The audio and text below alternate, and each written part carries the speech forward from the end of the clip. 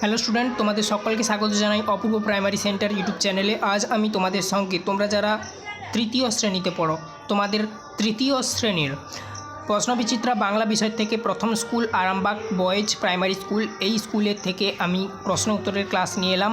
তো বলে দিই, বাড়িতে ছেলেরা পড়ছে এবং আউটপুট আওয়াজ আসছে, তো একটু দেখে নেবে, এটা একটু অ্যাভয়েড করবে, ঠিক আছে? তো দেখো, প্রথম প্রশ্ন কি বলা রয়েছে, পূর্ণ বাক্যে উত্তর দাও।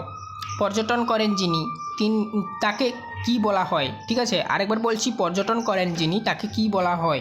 তো এই প্রশ্নটার উত্তর তোমরা লিখবে, পর্যটন করেন যিনি তাকে পর্যটক বলে। আরেকবার বলে দিচ্ছি, পর্যটন করেন যিনি তাকে পর্যটক বলে। তারপর দেখো নেক্সট, ভ্রমণ শব্দটির অর্থ লেখো। ভ্রমণ শব্দটির অর্থ, এই প্রশ্নটার উত্তর লিখবে ঘুরে বেড়ানো। ভ্রমণ শব্দটির অর্থ হলো ঘুরে বেড়ানো। তারপরে দেখো নেক্সট প্রশ্ন, উত্তর কলকাতার শ্যামবাজারের আগে কি নাম পরিচিত ছিল? আরেকবার বলছি, উত্তর কলকাতার শ্যামবাজার আগে কি নামে পরিচিত ছিল? তো এটা লিখবে কি না, চার্লস বাজার নামে পরিচিত ছিল, চার্লস বাজার। তারপরে দেখো নেক্সট প্রশ্ন, ঘর দাগের প্রশ্ন, এক সময়ে গাছেরা কিভাবে চলাফেরা করত? তো এই প্রশ্নটার উত্তর কি লিখবে, দেখো, এক সময়ে গাছেরা মাটির নিচে তাদের শেকড় বাকড় চালাচালি করে চলাফেরা করত। আরেকবার বলছি, এক সময়ে গাছেরা মাটির নিচে তাদের শেকড় বাকড় চালাচালি করে চলাফেরা করত।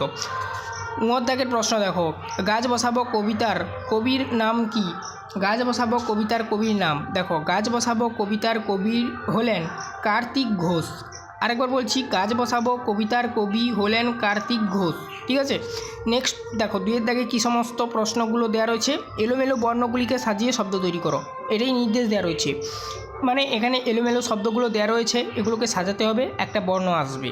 দেখো, রিপ উপকা এটা দেওয়া রয়েছে, ঠিক আছে? তো একে সাজালে হবে উপকারী, উপকারী, উত্তর হবে উপকারী।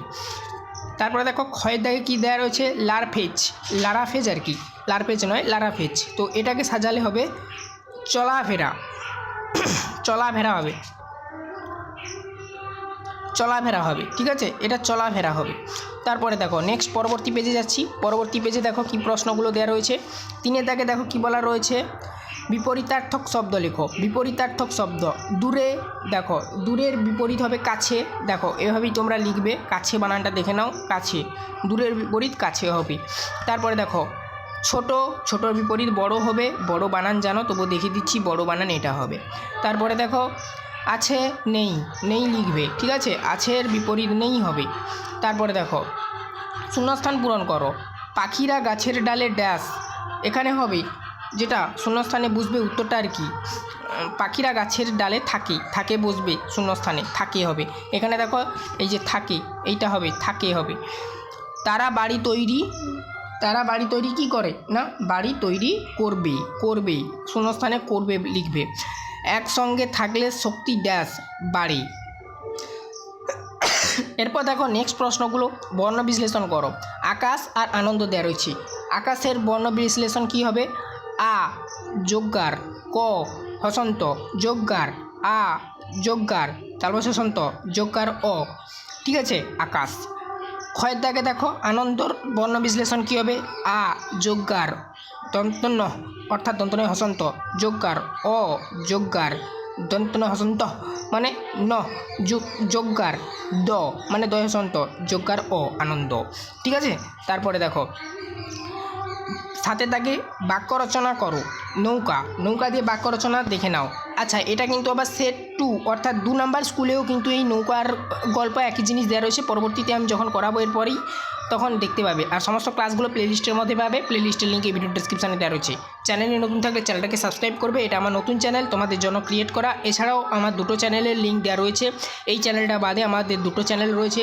প্রথম যে লিঙ্কটায় ক্লিক করলে তোমরা ওখানে পঞ্চম শ্রেণীর থেকে কলেজ পর্যন্ত ক্লাস পাবে, এবং দ্বিতীয় চ্যানেলটায় আবার ক্লিক করলে তোমরা বড় হয়ে যখন বিভিন্ন রকমের চাকরি পরীক্ষা বসবে সেই চ্যানেলেও তোমরা চাকরির ক্লাস পাবে, ঠিক আছে? তো দেখো কি বলা রয়েছে, নৌকা, নৌকা দিয়ে বাক্য রচনা করতে বলেছিল। পড়ায় ফিরে আসছি এবার, দেখো নদীতে নৌকা চেপে ঘুরতে গিয়েছিলাম। আরেকবার বলছি, নদীতে নৌকো চেপে ঘুরতে গিয়েছিলাম। তারপরে দেখো গল্প ছিল, খদ দাগে গল্প দিয়ে বাক্য রচনা করবে। ঠাকুমা প্রতিদিন একটা করে আমাদের গল্প শোনায়। আরেকবার বলছি, ঠাকুমা প্রতিদিন একটা করে আমাদের গল্প শোনায়। সাতের দাগের এবারে দেখো, সাতের দাগে কি বলা রয়েছে, শব্দার্থ লেখো। শেকড় বাকড়, কুজন, সাথী, এই তিনটি শব্দার্থ তোমাকে লিখতে হবে। দেখো অর্থগুলো আর কি। শেকড় বাকড় দিয়ে ফার্স্ট দেখো, শেকড় বাকড় এর শব্দটার অর্থ হচ্ছে গাছের মূল, ঠিক আছে। তারপরে দেখো কী ছিল, কুজন। কুজন শব্দের অর্থ কি, দেখো কুজন শব্দের অর্থ পাখিদের কলরব, পাখিদের কলরব। তারপরে দেখো গতে দেওয়া হচ্ছে সাথী। সাথী শব্দের অর্থ হচ্ছে বা শব্দার্থ বন্ধু। এই ছিল টোটাল তোমাদের এই স্কুলের প্রশ্নগুলোর উত্তর করে দিলাম। এরপর আমি দ্বিতীয় নম্বর স্কুল আলোচনা করব, প্লেলিস্টের মধ্যে পেয়ে যাবে। চ্যানেলে নতুন থাকলে চ্যানেলটাকে সাবস্ক্রাইব করে নেবে চ্যানেলটাকে। এছাড়াও আমাদের দুটো চ্যানেল রয়েছে, বললাম লিঙ্কগুলো দেওয়া রয়েছে ভিডিও ডেসক্রিপশানে, অবশ্যই চেক আউট করতে পারো। এখন তোমরা ছোটো, তোমাদের চেক আউট করার কোনো প্রয়োজন নেই। তোমরা যখন পঞ্চম শ্রেণীতে উঠবে, ক্লাস 4-এ যখন শেষ পরীক্ষা হয়ে যাবে আমি বলে দেবো, ঠিক আছে। তো 4-এর পর যখন 5-এ যাবে আমি বলে দেবো ভালোভাবে। তো আজকের অবধি, এখন তোমরা এই চ্যানেলটাকে সাবস্ক্রাইব করে নাও, ঠিক আছে।